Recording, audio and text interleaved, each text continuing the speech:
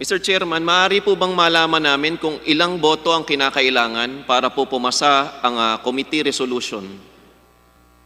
Based po sa 85 na committee members at ex-officio members na present, ang kailangan po para manalo is 43.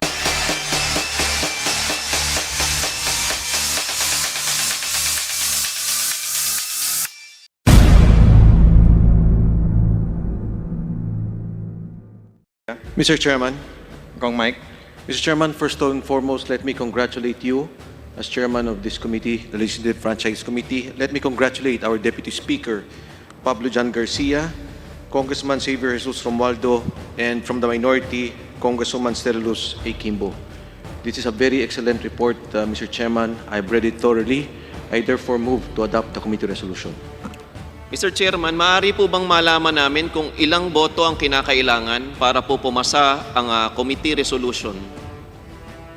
Based po sa 85 na committee members at ex-officio members na present, ang kailangan po para manalo is 43. Majority po. 50% plus 1 po. Aba. Maraming salamat, Mr. Chair. Thank you. So, ngayon po, nais po nating i-remind, we would like to remind members na pagdating po sa voting natin, that a yes vote means that a member supports the adoption of the committee resolution.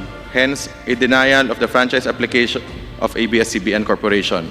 A no vote means that a member opposes the adoption of the committee resolution and hence favors the granting of the franchise application of ABS-CBN Corporation. Mr. Chair, Kong Jonathan.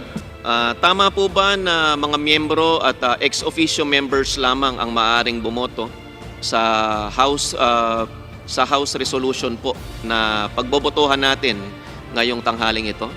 Tama po, that is correct. Mr. Chair, kung tama po yun, ang ibig sabihin po, ang pagbobotohan natin dito ay hindi yung pagbibigay ng... ang pinagbobotohan po dito ay kung umaayon ka ba sa committee resolution o hindi. Ang committee resolution, Mr. Chair, ay nagsasaad na hindi dapat bigyan ng prangkisa ang ABS-CBN.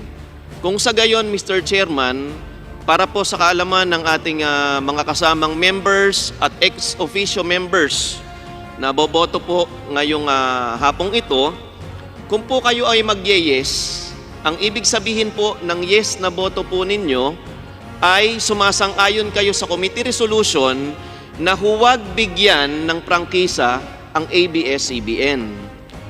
Kung naman po tayo o isa sa atin ay boboto ng no, ang ibig sabihin po ay tumataliwas tayo sa committee resolution, hindi tayo umaayon sa committee resolution at nais po ng membro na bigyan ng prangkisa ang ABS-CBN. Tama po ba yon, Mr. Chairman?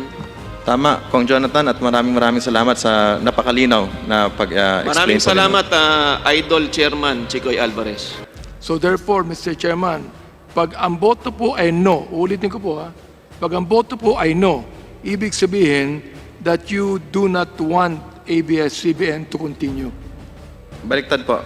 If you vote no, you are in favor of ABS-CBN to continue. So ganito, kung pabor po ako na magpatuloy ang ABS-CBN, no dapat ang boto ko.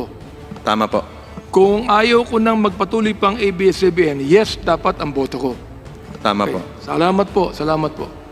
Ngayon po, punta na po tayo sa votation. All those in favor of the adoption of the committee resolution denying the franchise application of ABS-CBN Corporation, please ask to be counted. Ilinawin ko na po, marami tayong manners, hybrid tayo ngayon, manners ng votation. Pwede pong text, pwedeng Viber, email, at physically present po. The committee secretary is hereby directed to count the votes and record the same. Hearing resumed. All those who are against the adoption of the committee resolution denying the franchise application of ABS-CBN Corporation, please ask to be counted. The committee secretary is hereby directed to count the votes and record the same. Yung nasa dito po sa plenary, pwede po taas po ng kamay yung Kong Zarate and Kong Abante. Kong Zarate po. Yes, Mr. Chair. I'm formally registering my negative vote to the resolution on the floor. Thank you, Mr. Chair. Noted po, Kong Abante, Kong Zarate, Kong Abante. Ganon din po ako, I register my negative vote on the resolution. Noted po. So ngayon po, bibigyan po natin ulit ng time ang Secretariat na bilangin po yung no votes naman sa Zoom and sa text and sa email and sa lahat pang ibang platforms. Next po natin, all those who abstain from voting, please ask to be counted. The Committee Secretary is hereby directed to count the votes and record the same. With the kind indulgence of our members, we will allow the Secretary to consolidate the votes from various platforms and report the result to the Chair. Hearing is suspended for a few minutes. Hearing resumed. Andito na po yung report ng ating Secretariat. Linawin ko lang po, 85 members ang present, 44 po pala yung majority na kailangan. So, ang nag-yes, 70. Ang nag-no, 11.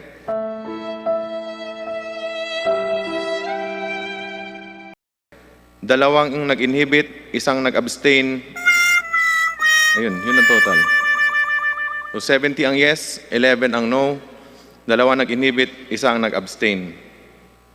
The resolution to deny ABS-CBN's franchise application is hereby adopted. Pursuant to Section 49 of the Rules of the House of Representatives, all House bills and House resolutions relative to the grant or renewal of the franchise application of ABS-CBN Corporation are hereby laid on the table.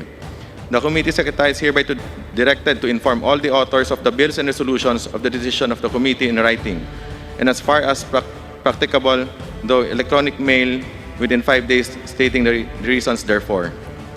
Mr. Chair, Mr. Chair, Kong Jonathan. point of clarification lang po. Ano po ba ang ibig sabihin ng laid on the table, Mr. Chair? One sec. Committee Secretary. Para sir na ano na siya, kill. Maraming salamat, Mr. Chair. Ibig sabihin po, itong usapin patungkol sa pagre-renew ng application ng ABS-CBN ay hindi lang po isinantabi. Ito po ay tinapos na ngayong araw na ito, Mr. Chair. Tama po ba? That is correct. Kong Defensor. Mr. Chair, in parliamentary courtesy, when a bill is being approved, we don't necessarily vote no because we just lay it on the table just to make it stay in the committee. But technically, Mr. Chair, for a franchise application, the effect would be to kill the application of the franchise. But it is still in our rules laid on the table. And Mr. Chair, as this is a historic moment for the House of Representatives and of course for the Filipino nation, I move that all members, Mr. Chair, who voted for the adoption of the committee resolution be made as co-authors. I so move, Mr. Chair. There is a motion to include all members of the committee who voted for the adoption of the committee resolution denying the franchise application of ABS-CBN Corporation. Any second? I second, Mr. Chair. Is there any objection?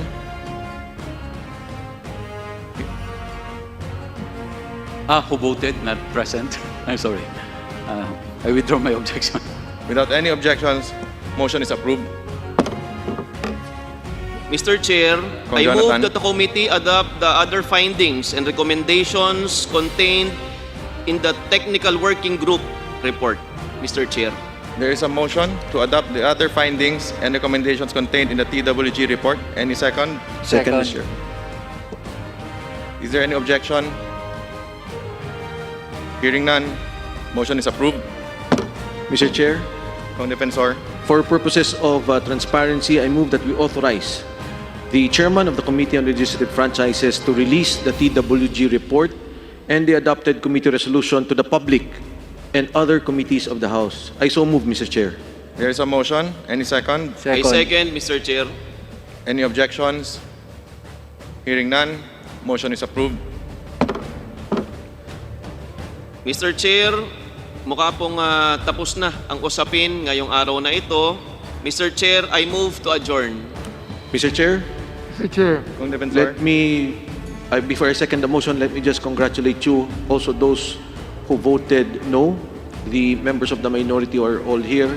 Those who have worked for the 11 hearings, the 12 hearings, Mr. Chair. Let me congratulate you, Mr. Chairman, again, and the TWG group. I second the motion, Mr. Chair. Mr. Chair, before we adjourn, Yes. I just want to be clarified if this committee report will still be... I just want to be clarified if this committee report will still be presented to the plenary, not anymore. Hindi na po. This is it, no? Okay. Mr. Chair, Congarin. Mr. Chair, we are in receipt of some text from fellow members from the minority who would like to insert explanation of their vote.